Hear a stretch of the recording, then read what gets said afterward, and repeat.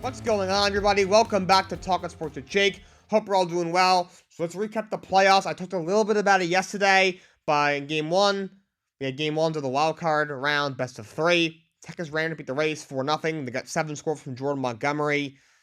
He might be one of their biggest X factors because without Max Scherzer, he's probably their second best starter besides Nathan Eovaldi. They need him to step up. He overall had a very good year. But, he's, obviously, most of the year is like their third or fourth starter. And he's got to be their second starter with Max Scherzer out. Obviously, Jacob deGrom has been out with Tommy John since, June. They need to step up, and he did. So, big win for Texas. He got Twins over the Blue Jays 3-1.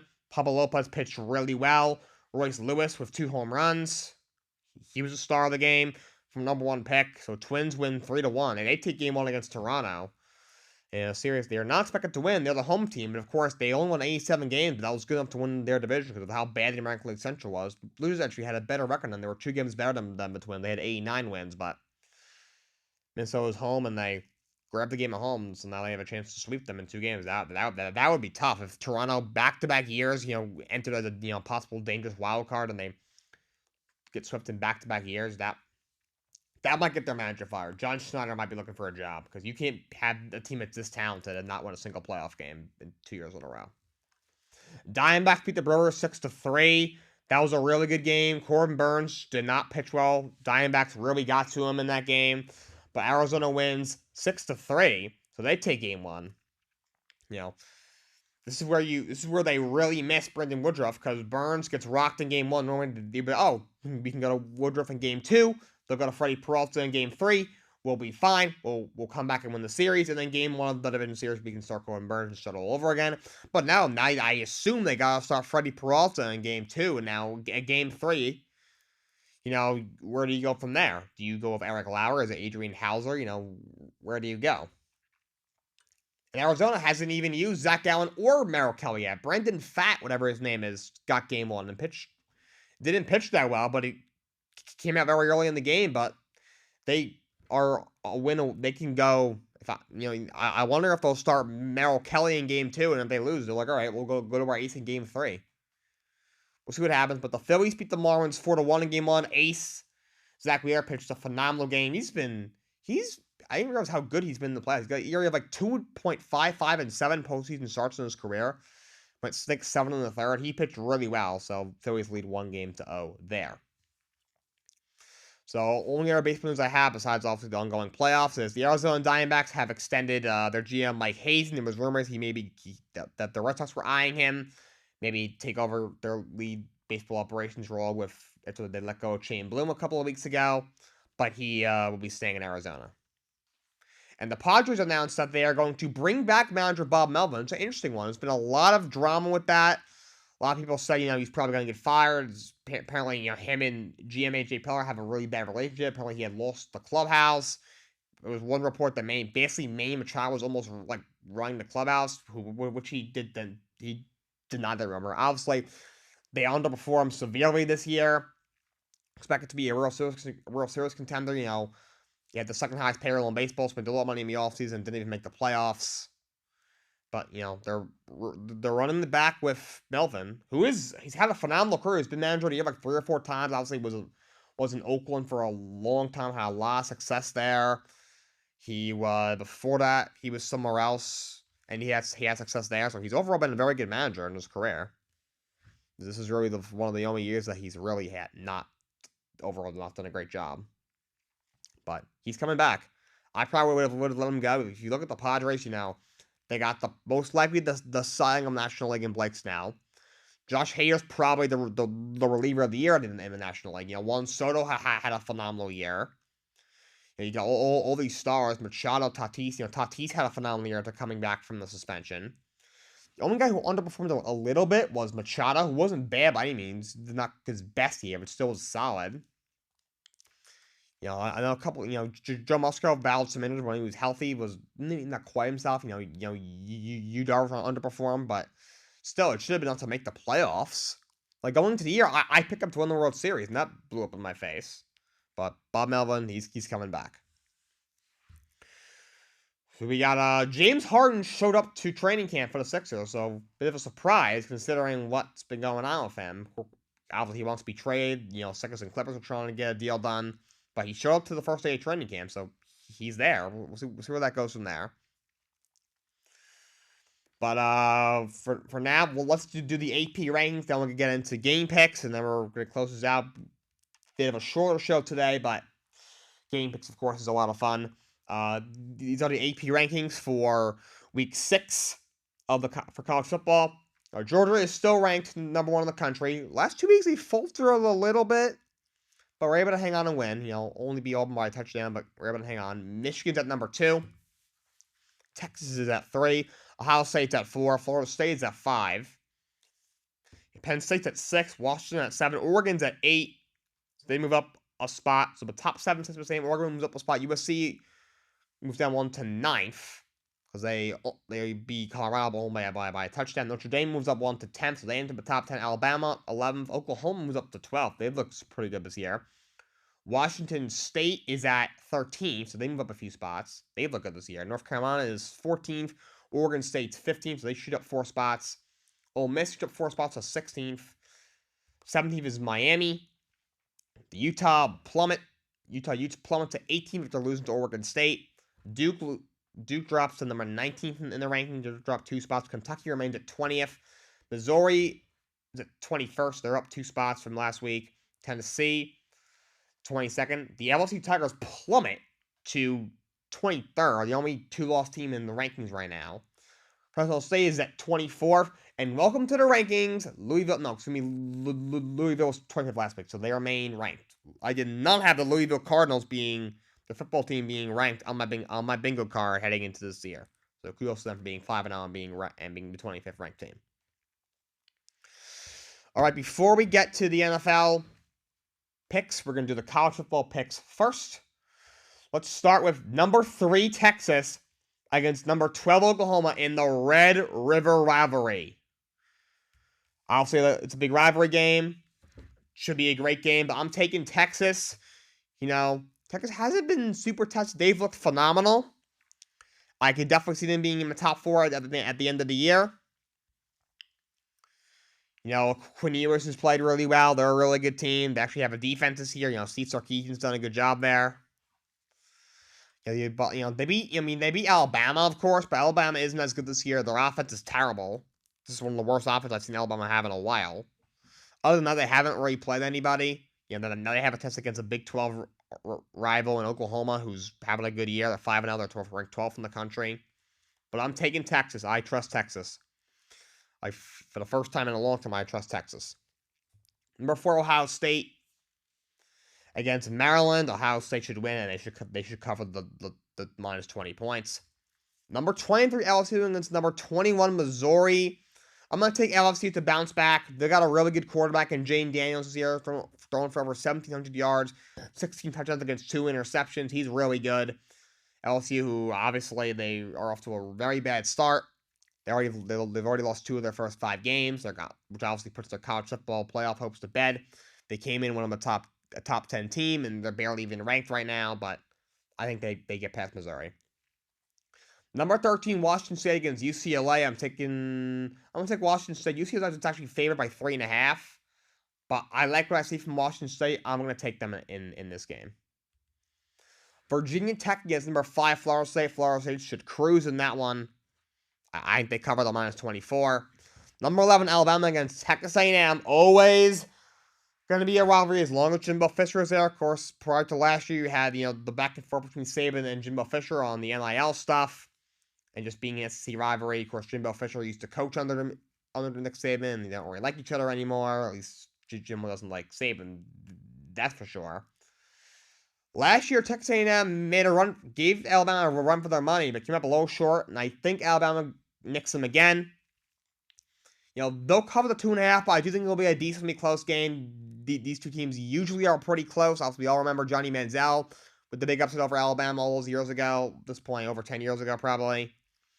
Last year, Texas A&M was awful, and Alabama was, one of the better teams in the country, and Alabama barely beat them. I think it'll be close, but I think Alabama will pull it out. Syracuse against number 14, North Carolina. I'll take UNC. Syracuse is not awful, but UNC's I think is very good. Drake May is phenomenal.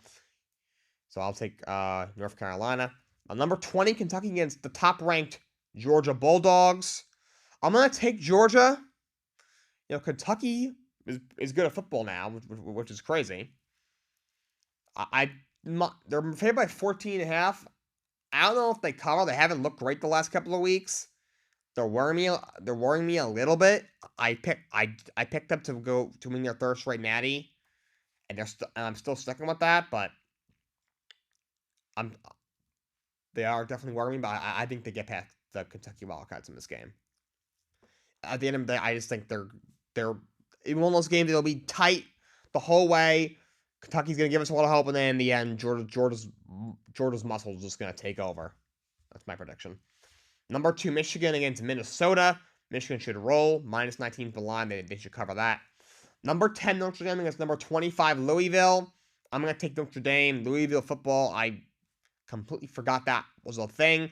They're playing pretty well this year, but Sam Hartman looks good. Over 1,400 yards and 14 touchdowns, no picks. So I'll take Notre Dame. Arkansas against number 16, Ole Miss. So Ole Miss should win by a lot. They should cover the 11.5. Georgia Tech against Miami, who's ranked 17th. Miami should win, no problem. Number 24, Fresno State against Wyoming. I'm going to take Fresno State. It's a Mountain West rivalry, so it'll be a close game. Plus, Wyoming plus 6 could possibly come to fruition, but I'll take Fresno State. They're playing pretty well. Number 15, Oregon State against Cal. Oregon State should definitely win that game. They're favored by 9.5. They probably cover. And Arizona against number 9, USC should roll. Caleb Williams is phenomenal. Over 1,600 passing yards, 21 touchdowns, 1 pick. He right now is my Heisman winner. Those are the college football game picks. All right, before we get to the NFL game picks, we had a trade. The Patriots brought back J.C. Jackson, a guy who was All-Pro a couple years ago in New England. They had a 2025 late-round pick swap with the Chargers. Of course, he's really struggled since getting there. He's had a lot of injuries. Chargers are paying the $12 million guaranteed on his salary. New England's secondary is depleted. Of course, looks like Christian Gonzalez is out for the year. It's a big loss. He was on his way. Looked like the defensive rookie of the year. First round pick. Matt Judon, their best pass rushers out for the year, most likely now. So Patriots are really hurting right now. They're 1-3. So they're in a tough spot. So they bring back J.C. Jackson. And Jonathan Jones is also out, as is Jack and Marcus Jones. So they're really light at corner. So maybe he finds himself in 2 years ago. He was probably a top 3 corner in the league and goes to the Chargers and looked like he forgot how to play football. So let's go to the NFL games this week. Thursday Night Football is the Commanders against the Bears. Why this, after how bad that Thursday Night Football game was last year, they decided, let's do it again. I have no clue what they were thinking. I'm going to take the Commanders. The Bears are so bad. Oh my God. Justin Fields, he played great last week, but also playing a god-awful defense. I don't think they'll play nearly as well. That team is atrocious. There's nothing they do well. Fields is not that good. They haven't run the ball well overall. Khalil Herbert has struggled. The offensive line is horrible. The weapons aren't great. You got they got a locker mention with Chase Claypool. Their defense is abysmal. The coaching isn't good. The play calling is awful. They're not well put together. This team is atrocious. The Bears still suck. I'm taking the Commanders. Sam Howell, who outside of the 1-4 pick game against the Bills, has actually played well. All right, we have another London game, Jaguars-Bills. So I assume the Jaguars never left London. Wouldn't make any sense. They basically live there now. I'm going to take the Bills. This should be a good game. The Bills have looked phenomenal since that tough loss week 1 to the Jets on Monday Night Football. They also did have, the first two, all right, they blew out the Raiders 38-10. They blew the Commanders 37-3, but they beat Miami, who came in red hot, 48-28. So they've been on a roll. Jacksonville hasn't looked great. You put up only 7 points against the Chiefs. You get beat up by the Texans, and then you beat Atlanta last week in London. I know Jacksonville's got kind of home field advantage playing in London. They're very used to playing in London. I think it'll be a really good close game. I'm going to take the Bills. Texans-Falcons. I'm taking the Texans in this one. Falcons have not looked good these last 2 weeks at all. Desmond Ridder is not good. It's not a bad matchup for the Falcons because the Texans, I mean, their run defense is a little better, but their secondary is banged up. Stingley's out. Jalen Petrie might still be out. But the Falcons' defense is pretty good. But I really like Stroud in that offense. I'm actually going to take the Texans, who look a lot better than I expected. DeMeco Ryans is doing a phenomenal job there. You got the Panthers against the Lions. I'm taking the Lions. They look really good. Now they get Jameson Williams back. Remember what he can do. They've looked great. Panthers have looked ugly. Their offensive line is terrible. I'm taking the Lions. Titans Colts. This is a mid-off. But I'm taking the Colts. The Titans have not looked that good. You know, they blew up the Bengals 27-3 last week, but the Bengals are really in a funk right now. Ryan Tannehill has looked terrible. Their defense is all right. The Colts have actually looked a lot better than I thought. Anthony Richardson looks very good. I'm going to take the Colts. Giants Dolphins. I'm taking Miami. This Giants team is awful. That offensive line is atrocious. You know, I'm not sure if Andrew Thomas is going to play. You know, I'm not sure if the center Michael Schmidt is going to play. You know, Shane Lemieux has looked awful. They've looked absolutely terrible. Daniel Jones is really struggling. You know, they're not going to be able to stop the Miami offense. They're just too fast. You know, Miami's going to get a lot of pressure on Daniel Jones. Dolphins should win, no problem. They're favored by 11. They'll probably cover that, to be honest. I'm taking the Dolphins. The Giants are really bad. Saints Patriots. That's another mid-off. I'm going to take the Saints. The Patriots, I think, are in for a long year. They might be in for one of the worst years since Bill Belichick took over that team. The offensive line is struggling. They don't have a good receiving core. The defense is really hurting down a Pro Bowl edge rusher. Matt Judon was by far the best pass rusher on that team. Josh Uche is definitely underrated, also very good, but you know, they're much more effective together than apart. And then now you're down one of the league's best young corners, like Christian Gonzalez. You know, you're bringing in J.C. Jackson, you know, on the fly. You know, a lot of injuries for that group. You know, Mac Jones does not set up well for success right now. I'm taking the Saints, who aren't great either. You know, Derek Carr might be playing hurt, but he should look at least a little better. And Alvin Kamara from another week under his belt. They should look a little better, so I'll take the Saints. Ravens Steelers, big AFC North matchup. I'm taking the Ravens. Kenny Pickett did say he plans to play, but my God, that offense is atrociously bad. It is pitiful, beyond pitiful. They're really good defensively. So I think we'll see like a low-scoring game, like a 21-17 kind of game. Should be close, but the Ravens are going to pull it out. The Pittsburgh just can't score. All right, 405, Eagles-Rams. I'm taking the Eagles. Rams have looked better than I thought. You know, Cooper Kupp, he returned to practice. If I had to guess, he'll probably won't play this week, but he's definitely close. I'm taking the Eagles. Hurts, you know, who has ran the ball really well this year, but prior to last week, hadn't really thrown the ball as well as he did last year, but he had a breakout game last week. As did A.J. Brown. And that defense is absolutely insane. Matthew Stafford's going to get killed. The over-under for sacks should be like at least 4. I'm taking the Eagles. And Stafford, by the way, he does not look good. Bengals-Cardinals. All right, so heading into the results on the schedule, you thought, oh, good God, it's going to be 41-3. As bad the Bengals have looked, I don't know. Joe Burrow is not healthy right now. You know, Jamar Chase is clearly frustrated. You know, T. Higgins must be frustrated. He's not getting the ball. You know, Mixon doesn't look great. The offensive line is terrible. Arizona looked a little better than expected. You know, in week 1, they gave the Bucks or whoever a run for their money. They almost beat the Giants. Should have. They beat the Cowboys in week 3. You know, they got beat up by the 49ers, but the 49ers, I think, are the best team in the league, so there's no shame in that. I'm going to take the Bengals. Joe Burrow said he's optimistic. He thinks the worst part of that playing through his injury are behind him. Obviously, players always say stuff like that, but if that's what he means, I think they'll at least look a little better. They can't look much worse than they did against Tennessee. Arizona's not that good, though they're playing a little better than I thought. Josh Dobbs is playing really well. You know, and they've been a lot better defensively than I thought they were going to be. But their offensive line is not good, and Bengals got a pretty good pass rush, so I think they'll get a lot of pressure on Josh Dobbs, so I'll take the Bengals. I think they pull this one out. 425, Jets-Broncos. I'm taking the Jets. I'm praying if they lose this game, their season might be over because I'll put them at 1-4. But the Browns are horrible, horrible, horrible. All Jets fans, players, the whole organization, the whole Jets fandom there have had this game circled since Sean Payton's comments back in training camp. Zach Wilson looked a little better last week. He's going up against an awful defense. I think it's a pretty good matchup for the Jets. This should be a low-scoring game because the Broncos quarterback is Russell Wilson against Zach Wilson. That's not really your ideal quarterback matchup. But I'm taking the Jets. To me, they gotta win this game. Breece Hall's got the training wheels are off.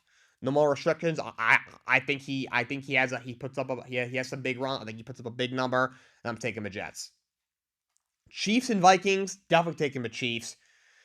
The Chiefs are gonna put up a big number.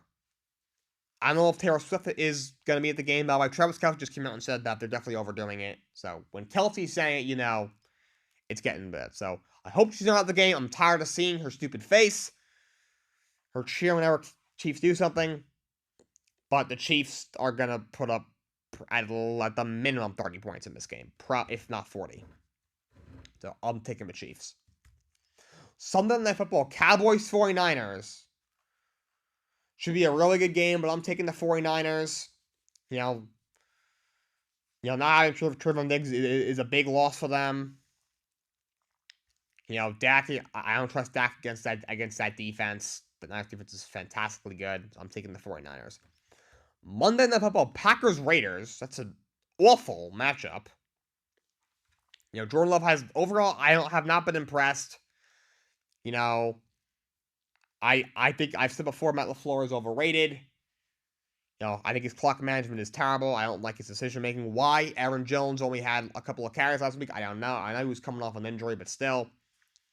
I'm taking the Packers. The Raiders are so bad. They're even more poorly coached, and it's not even close. Now, Christian Watson will probably, he'll probably get some more targets just because he's got another week under his belt. Romeo Doubs look really good. I'm taking the Packers. All right, those are your game picks. That's all I got for you guys today. I'm going to take a few days off. I'm probably going to take a week off because I'm going home for Columbus Day weekend. Possible podcast next Wednesday. If not Thursday, I'm probably going to shoot for Thursday, and then the NHL preview will be Thursday of next week on October 12th. That's all I got for you guys today. Until next time, so long. Have a great day.